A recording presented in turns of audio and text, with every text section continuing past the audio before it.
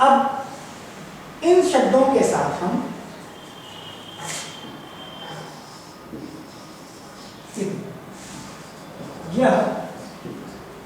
ये नपुंसकलिंग है।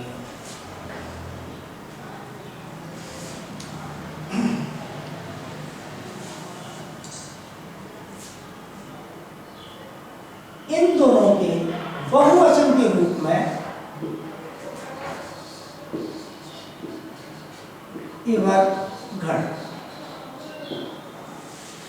ये घड़ शब्द इसके अंत में आगे जुड़ता है, यह बहुवचन का द्योतक होता है।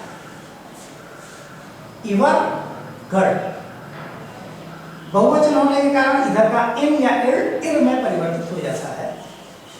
इवर घड़ अर्थात ये स्त्रीलिंग और पुल्लिंग दोनों में प्रयोग किया जाता है इवर घड़। और इस इदु का बहुवचन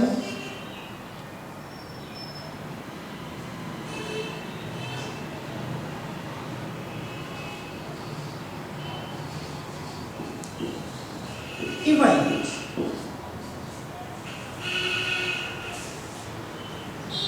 इस इदु का प्रयोग हम कर चुके हैं, अब हम इनका प्रयोग करेंगे। तमिल में दूसरी चीज,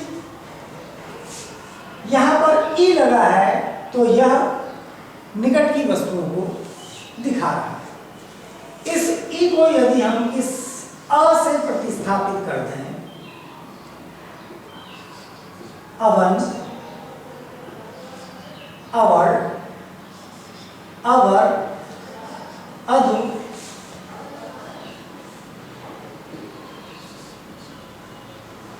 अवरघड़ और अवई, तो उस कंडीशन में यह के स्थान पर यह दूर की वस्तु को दिखाने लगेगा, अर्थात अवन, इवन के स्थान पे अवन होने पे वह, अवर्ण होने पर वह स्त्रीलिंग, अवर वह अधसूचक, अदु वह नपुंसकलिंग, अवरघड़ वे बहुवचन में और अवई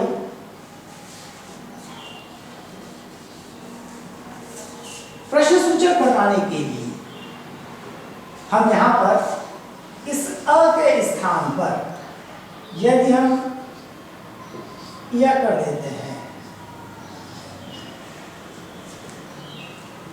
तो यह प्रश्नसूचक हो जाता है।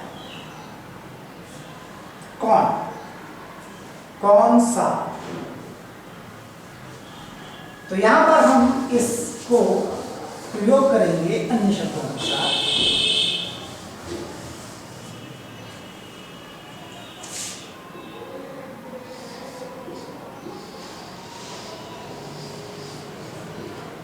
अवन, अवन अर्थात वह, पुल्लिंग के लिए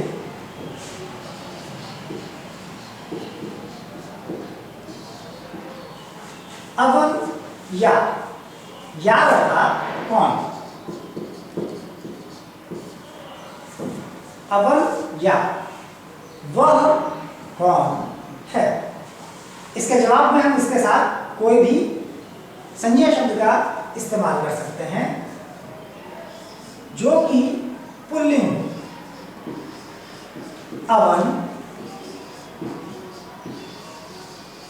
मानवन,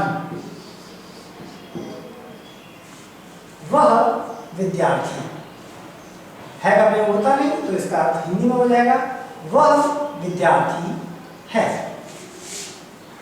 अवन आसीरियन, वह अध्यापक है।